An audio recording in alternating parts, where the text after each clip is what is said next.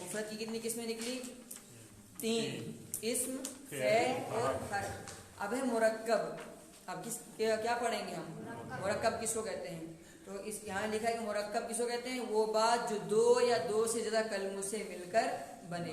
جو بات کس سے بنے گی؟ 2 کلموں سے مل کر یا 2 سے زیادہ. جیسے پہلے ہم نے بحث کی صرف زید سے، الحمد سے، القرآن سے. یہ سب کیا تھے؟ یہ تھے مفرد. کیا تھے یہ؟ اب ہم نے کرنی ہے بحث کس سے؟ مرکب سے. یعنی 2 اسموں کو ملانا ہے، 2 سے زیادہ اسموں کو ملا کر جو بات پوری ہوگی اس سے اب بات کرنی ہے. تو مرکب کس کو کہتے ہیں؟ وہ بات جو 2 یا 2 سے زیادہ کلموں سے مل کر بنے. پہلے کا صرف زیدن. کیا تھا؟ زید. یہ تھا مفرد، مطلب اسم تھا. اسی طرح القرآن کیا تھا؟ القرآن اسم تھا، مطلب ہم نے مفرد سے بات کی تھی ابھی تک. اب ہم نے جو بحث کرنی ہے وہ کرنی ہے کس سے؟ مرکب سے. اب ہم کہیں گے کیا؟ زیدن فی المسجد. کیا ہے؟ زیدن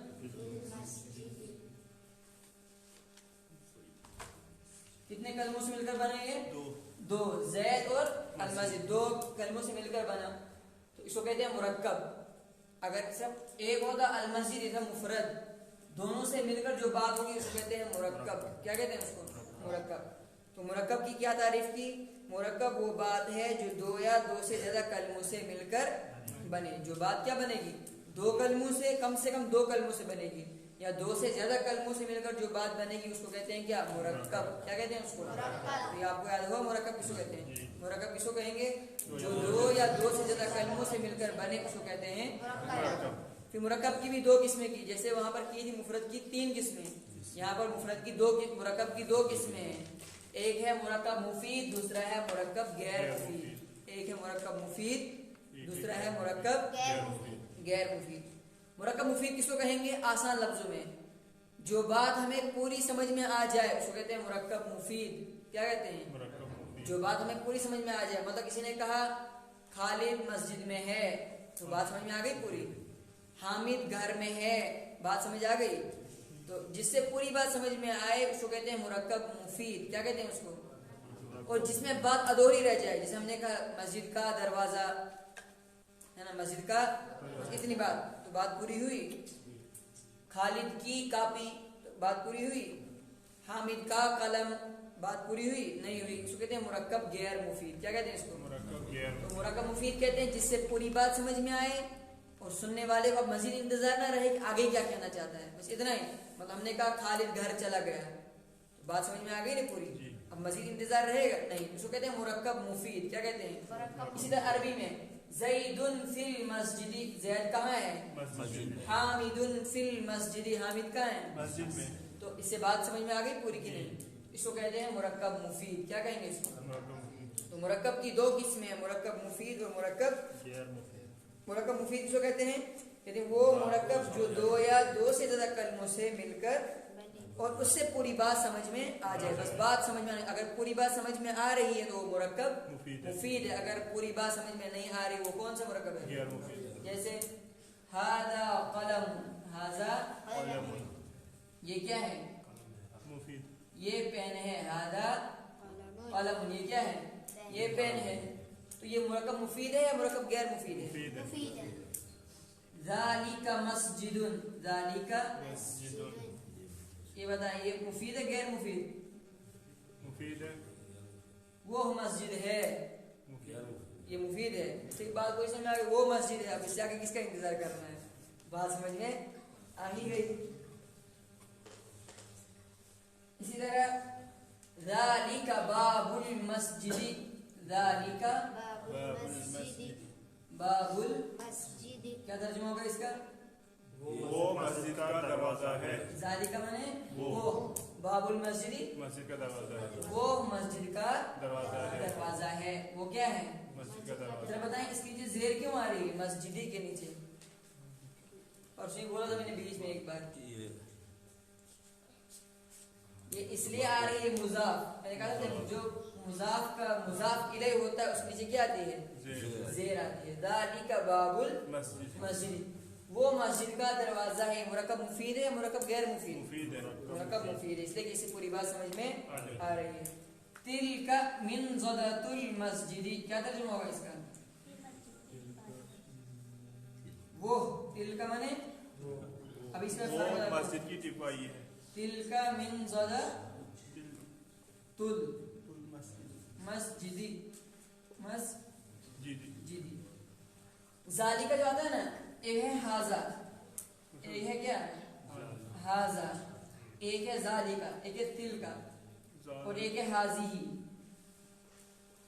ये जो हाजा है ना, अगर हमें इशारा करना हो करीब के लिए तो हम कहेंगे हाजा, लेकिन होगा किसके लिए? मुज़क्कर के लिए। मुज़क्कर मतलब क्या कहोगे इंग्लिश में तुम? मतलब मेल के लिए। फिर हमें इशारा करना हो कोई भी, चाहे वो इंसानों में से हो, हैवान, किसी भी चीज, तो उसको हम इशारा करेंगे मेल के लिए किससे?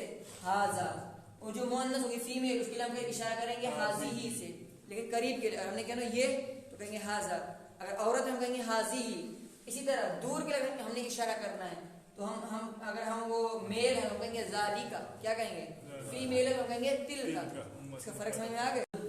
आप एक है अकेला है। अब शुरू से आते हैं, मुरक्कब कौन सा मुरक्कब है? मुफीद है गैर मुफीद? मुफीद है। मुफीद है जी, मुफीद ही है जी जी, ठीक है। तो मुरक्कब मुफीद में है जो जुमला की किस्म है, जुमला खबरिया है, जुमला इंशाइया है। जुमला इंशाइया क्यों? इसलिए कि इसमें कोई शक ही नहीं है कि अल्लाह एक है कि नहीं, यकीन अल्लाह एक है, और इसमें चूंकि अमर भी है तो जुमला में से कौन सी किस्म है? जुमला इंशाइया। फिर वो आगे इंशाल्लाह कल पढ़ोगे जुमला इंशाइया की कौन सी किस्म है, वो भी 10 किस्में हैं। मतलब पढ़ाने की नहीं थी लेकिन पढ़ाएंगे इंशाल्लाह, ताकि आपको पता चले कि अमर क्या है, नहीं क्या है, इस्तिफाम क्या है, किसको कहते हैं। तो ये क्या है? जुमला इंशाइया। कैसे पता चला जुमला इंशाइया है? इसलिए इसमें जो पहला है ये क्या बता रहा है? इसमें अमर है, अमर है। कुल आप कह दो, वो अल्लाह क्या है? एक है, और अल्लाह के एक होने में कोई शक नहीं, अल्लाह यकीन एक ही है। तो ये जुमला इंशाइया है। इसी तरह है दूसरा, इसका तर्जुमा आया कुल आप कह दो वल्लाह, वो अल्लाह, अहदुन अकेला है, एक है यानी अकेला है। इसी तरह हम लेंगे अरबी में, हमने किसी को कहना हो कि आप तशरीफ लाइए तो हम कहेंगे तफज़्ज़ल, क्या कहेंगे? उर्दू में हम कहते हैं ना आइए आइए जनाब, तो अरबी में कहते हैं तफज़्ज़ल, तशरीफ लाइए, तशरीफ लाइए। तो तफज़्ज़ल ये जुमला, ये मुरक्कब मुफीद है, मुरक्कब गैर मुफीद? मुरक्कब मुफीद है। क्या है? मुरक्कब मुफीद है।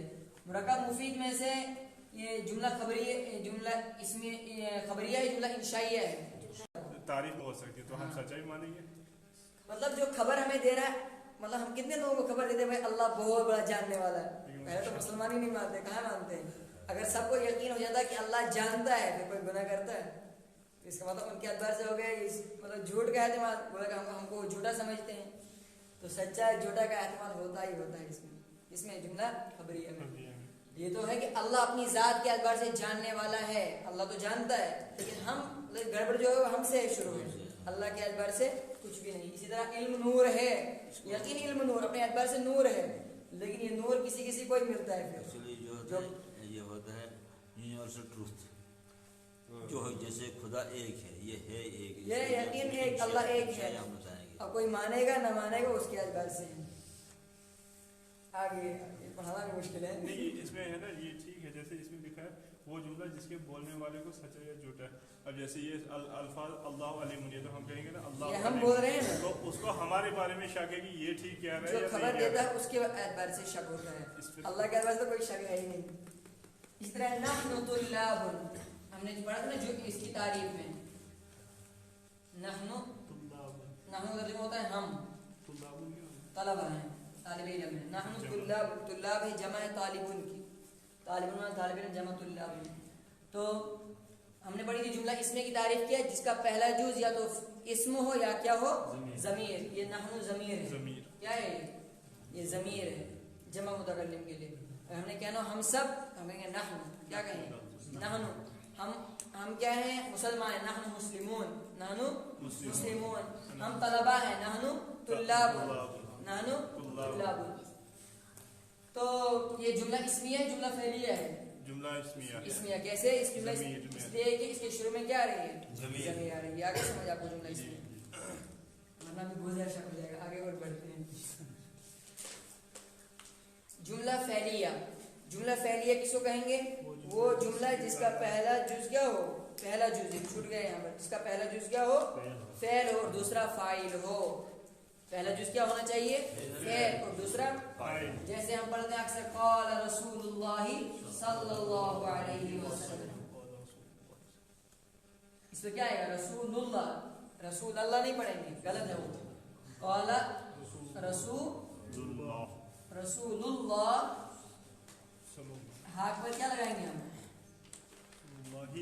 رسول اللہ. کیوں؟ پیچھے یہ اس لیے کہ یہ مضاف بن رہا ہے. یہ کیا بن رہا ہے؟ مضاف. اور یہ ہے مضاف الیہ. جو مضاف الیہ بنتا ہے اس کے نیچے کیا آتا ہے؟ زیر.